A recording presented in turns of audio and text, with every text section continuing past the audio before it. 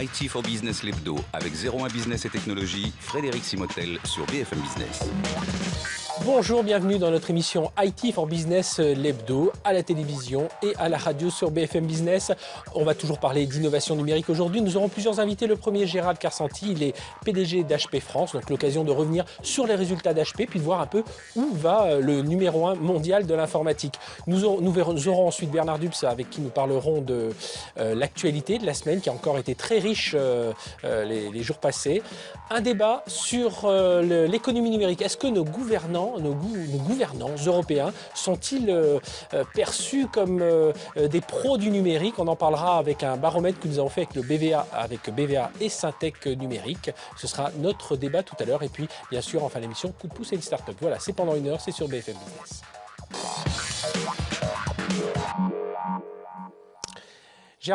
Gérald Karsanti, pardon, PDG d'HP France, bonjour. Bonjour. Alors, Gérald, on vous reçoit aujourd'hui. Les résultats d'HP viennent de sortir.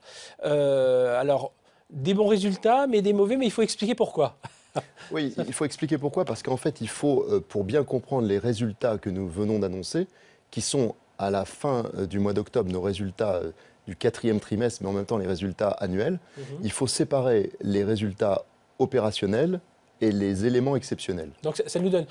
Alors, prenons-le en brut, tel qu'il apparaît. Donc, un chiffre d'affaires de combien? Alors, un chiffre d'affaires de 120 milliards de dollars, ce qui nous positionne en numéro 1 mondial du secteur IT, du secteur informatique. On a fait un profit opérationnel de plus de 11 milliards, ce qui est un profit assez considérable.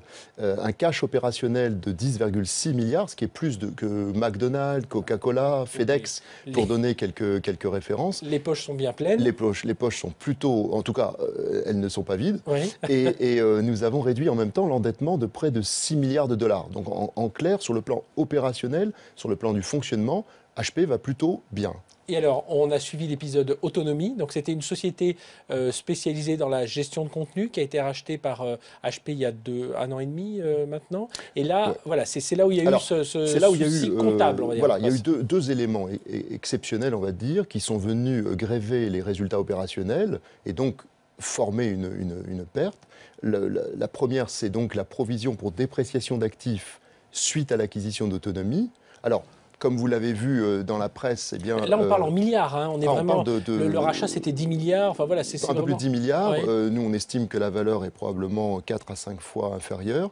Le dossier est porté en justice par notre présidente mondiale. Pourquoi? Parce qu'elle estime que HP n'a pas eu tous les éléments pour pouvoir se faire une idée, mais plus que ça. Elle estime que certains éléments n'étaient pas forcément très clairs et très limpides. Alors, donc, je ne vais pas commenter plus avant, puisque là, maintenant, le dossier est en justice. Puis, comme à l'UMP, là, il y a le patron d'Autonomie qui se défend. Voilà, ce n'est pas à moi de porter un jugement là-dessus. Ce que je veux simplement dire sur Autonomie, c'est que c'est une fantastique acquisition sur le plan de la technologie. On va en parler tout à l'heure pour voir comment Autonomie s'intègre dans notre chaîne de valeur, mais ça, c'est une fantastique autonomie. Il y a quand même un deuxième élément exceptionnel, c'est que nous avons annoncé un plan de restructuration, de transformation qui accompagne notre changement. Hein. Le but, c'est de rester le numéro 1 mondial, donc il faut changer tout le temps, hein, sans s'arrêter. Et Meg Whitman a annoncé un plan de 29 000 départs, pour l'essentiel d'ailleurs dans le cadre d'un plan... Sur combien d'employés Alors, au total? Sur 348 000 salariés. Le modèle d'HP est fortement social. Donc on a un départ de 29 000 personnes au niveau mondial. Globalement, ça va s'opérer sous forme de pré-retraite, en particulier en France, exclusivement sous forme de pré-retraite, associé à un plan d'embauche de jeunes. C'est un modèle assez vertueux, assez innovant pour tout vous dire, qu'on a élaboré ainsi pour assurer à la fois... un modèle qui n'est pas traumatisant pour l'entreprise et qui permet de rajeunir la pyramide des achats. Alors, HP, 3 PDG en 4 ans quand même, quand on regarde un peu. Alors, chacun a son histoire, c'est un peu ce que vous avez en fait, on peut le voir de deux façons. Soit on se dit 3 PDG en 4 ans, soit on dit Mark Hurd, qui était le prédécesseur du prédécesseur, est resté 6 ans. Léo Apotheker est resté 9 mois et Meg Whitman est là depuis maintenant 1 an et demi. Donc, et elle est là pour très longtemps. Donc, en tout cas, c'est ce que tous les employés d'HP espèrent, vu le travail fantastique qu'elle fait. Ah oui, en fait, bon, voilà, il y a eu une personne qui n'est pas restée longtemps. Ça arrive dans toutes les entreprises, à tous les niveaux de poste. C'est ainsi, voilà. Mais sinon, il y a quand même une forte stabilité. Alors, Gérald Karsanti, donc je rappelle PDG d'HP France. Les business d'HP aujourd'hui, ils sont aussi dans tous les domaines. Alors c'est ça là. Alors vous êtes numéro 1 de l'informatique, de l'IT dans le monde, mais la difficulté aussi, c'est que vous êtes présent partout. Les serveurs, les PC, les logiciels, les imprimantes, les services. Donc voilà. Alors comment on réussit à faire vivre tout ça, à équilibrer tout ça? Bah, c'est un fantastique avantage. C'est un fantastique atout. On en est très fiers d'ailleurs, parce qu'en fait, ce sont nos clients qui nous le demandent. En fait, c'est un bout en bout. Nous avons un bout en bout technologique et on est la seule entreprise du marché informatique aujourd'hui, et on tient à le garder, à être capable de relier le monde de l'utilisateur, c'est-à-dire les PC, les imprimantes, la mobilité. Ça, c'est pareil, la division PC, c'est plus à l'ordre du jour aujourd'hui. Non. Pas du tout. Au contraire, c'est une entité qui est profitable, qui est totalement intégrée dans notre chaîne de valeur. Et puis, on relie donc ce monde-là de l'utilisateur au monde du data center, dans lequel nous avons d'autres concurrents, dont IBM par exemple. Et puis, entre les deux, eh bien, il y a le réseau, dans lequel HP offre ses solutions, suite en particulier au rachat de 3Com, plus nos offres que nous avions déjà. Nous sommes dans le secteur du réseau. On empile là-dessus les logiciels qui nous permettent de faire fonctionner les systèmes d'information de manière efficiente. Dans ceux d'autonomie d'ailleurs. Gérer les données avec autonomie, quel que soit le format. Voilà, même si la société a été appréciée plus que sa valeur, elle a quand même des outils qui fonctionnent bien. C'est un moteur de recherche fantastique qui permet de gérer de l'information structurée, non structurée, quel que soit le format. Donc c'est un atout fantastique pour nous dans notre périmètre technologique. Et puis il faut sécuriser le tout. Donc nous avons des offres logicielles et de services pour sécuriser le tout. Nos offres de services viennent nous permettre d'accompagner nos clients dans la mise en œuvre de ce bout en bout technologique. C'est un avantage considérable. Et quel est l'univers le plus difficile, le plus compliqué aujourd'hui? Je dirais que les résultats, vous l'avez vu tout à l'heure, ne sont pas mauvais. C'est des résultats en croissance.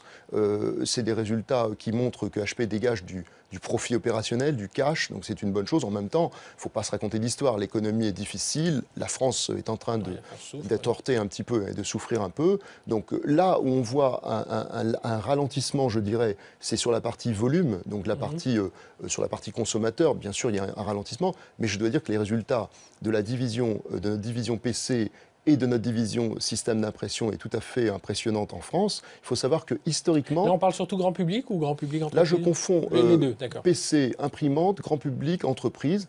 Nous avons en PC, par exemple, une part de marché en France de 25%, quand la part de marché au niveau mondial est de 15%. C'est donc une situation un petit peu exceptionnelle qui est due au talent des équipes françaises, sans aucun doute, qui est due aussi à un positionnement historique, mais qui nous donne un poids assez considérable dans ce marché. Avec une concurrence forte derrière. Voilà. Avec Maintenant, je dois vous dire que le volume souffre un peu. Dans l'entreprise, ça va plutôt bien.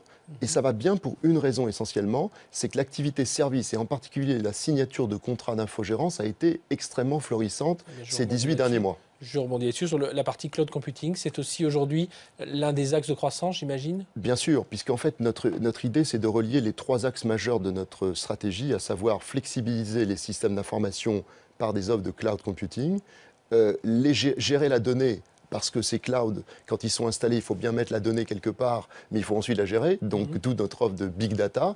Et puis ensuite, il faut sécuriser. Donc ça c'est quelque chose qui est très important. Dans le monde, on a plus de 700 références en cloud computing.